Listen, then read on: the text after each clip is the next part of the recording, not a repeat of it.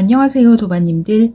붓다의 딸 세상을 비추다의 1부 2장 집착과 슬픔에서 벗어난 새로운 날들을 요약해드립니다. 난이는 10년 사이 두 아이와 남편과 건강을 잃었습니다.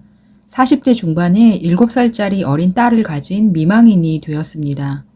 부모님은 모두 돌아가셨고 인도는 너무 멀었고 그녀는 슬픔과 혼란으로 어쩔 줄 몰랐습니다. 무엇을 해야 할지, 어디로 가야 할지, 또 어떻게 살아야 할지 알 수 없었습니다. 죽은 남편의 사진을 끌어안고 우는 일 말고는 아무것도 할 수 없었습니다. 그 후 몇 년 동안 건강은 더욱 나빠졌습니다. 이제 난이는 오직 명상수행만이 자신이 살 수 있는 유일한 희망이라는 것을 느꼈습니다. 다른 선택이 없음을 알고 있었습니다. 마음 상태를 변화시키지 않으면 심장이 터져 죽어버릴지도 모른다고 생각했습니다. 최악의 상황에 처한 난이는 그때 꿈에서 부처님을 만납니다. 빛나는 모습으로 나타난 부처님이 부드러운 목소리로 자식을 잃은 슬픔을 위로하는 법구경의 한 구절을 들려줍니다. 잠에서 깬 난이는 마음이 깨끗하고 평안해졌습니다. 그녀는 현재 상황과 관계없이 명상을 공부해야 하며 모든 슬픔과 집착에서 벗어나는 진정한 평화의 길은 명상 수행밖에 없음을 깨닫습니다. 난이는 평생 불교 신자로 살았지만 명상에 대해 실제 아는 것은 없었습니다.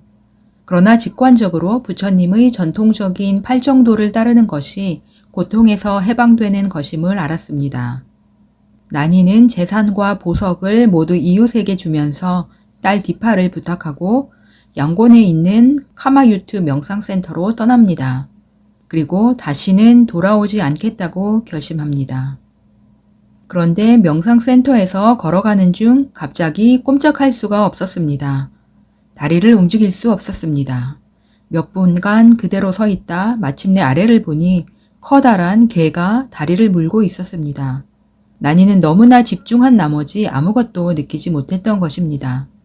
난이는 병원 치료를 받으러 다녔고 건강이 악화되어 명상센터에서도 집으로 돌아가라고 권했습니다. 집으로 오니 갑자기 떠난 엄마를 원망하던 어린 딸이 엄마에게서 떨어지려 하지 않았습니다. 난이는 몇 년 동안 시간이 날 때마다 집에서 꾸준히 명상을 했습니다. 언젠가 다시 집을 떠날 기회가 올 것이라고 믿었습니다. 결국 기회가 왔습니다. 난이는 스승 아나가리타 무닌드라를 알게 되었고 무닌드라의 권유로 타타나 예이크타 명상센터에 가게 됩니다.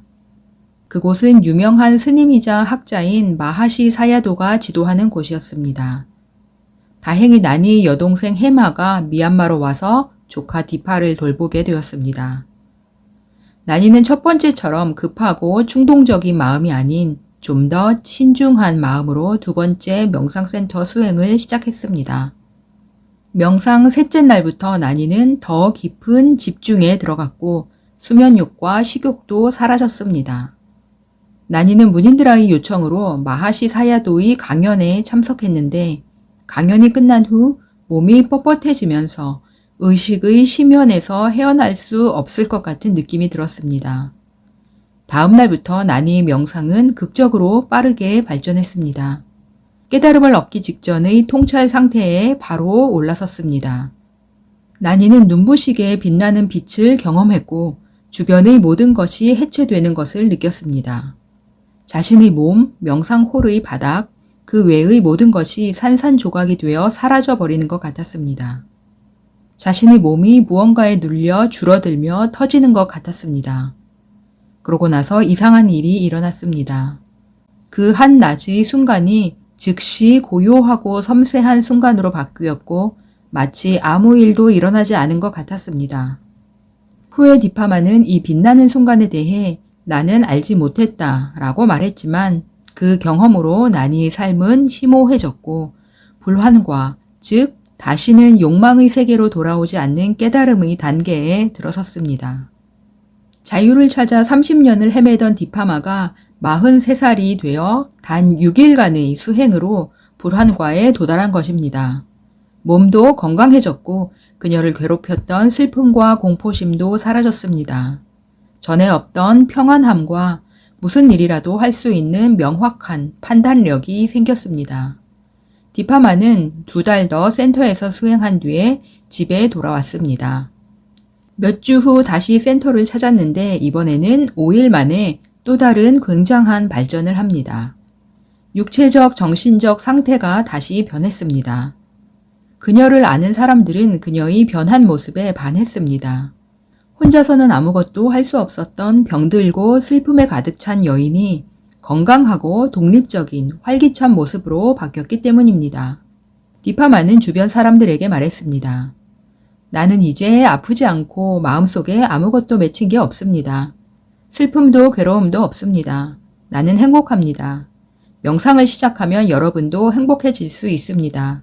이것은 마술이 아닙니다. 그저 수행법을 따라하기만 하면 됩니다. 디파마의 변한 모습에 감명을 받은 그녀의 친구들과 가족들이 수행을 시작했습니다. 가장 먼저 여동생 해마와 절친인 쿠키마가 수행을 시작했습니다. 후에 딸 디파와 해마의 딸들도 수행에 동참합니다. 디파마의 가족들은 함께 수행하며 서로 말을 삼가고 조용히 식사하며 규칙을 엄격히 지켰습니다. 이렇게 경이적인 시간을 보내는 동안 여자아이들 4명과 남자아이들 2명이 선정의 초기 단계에 듭니다. 딸 디파의 현신적인 수행은 딸에게 가장 값진 선물을 주고 싶어 했던 디파마를 기쁘게 했습니다. 그녀는 딸에게 오직 명상만이 마음의 평화를 줄 수 있다고 여러 번 이야기했었습니다. 디파마의 여동생 해마 역시 수행에 정통하게 되었고 디파마만큼 빠른 속도로 발전했습니다.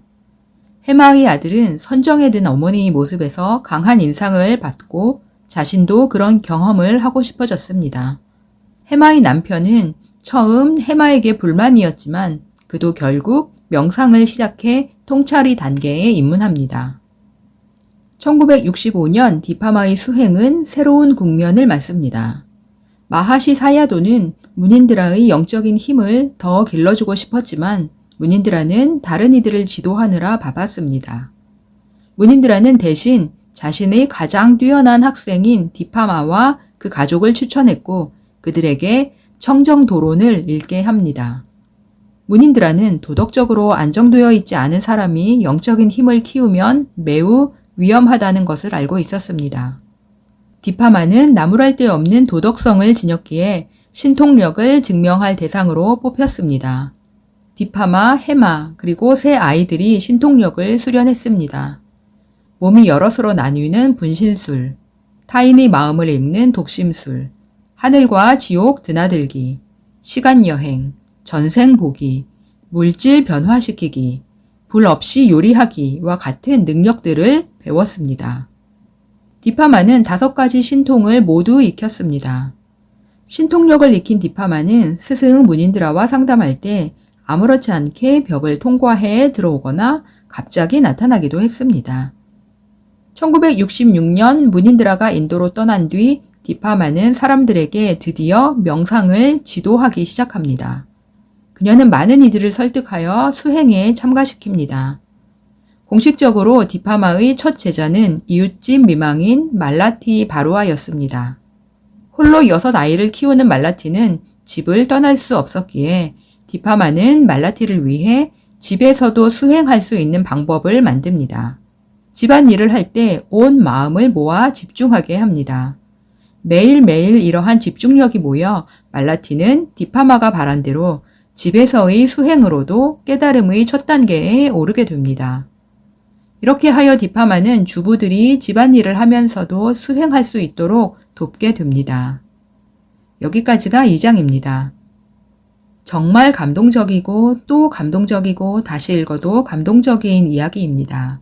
시청 감사합니다. 도반님들 행복하고 건강하세요.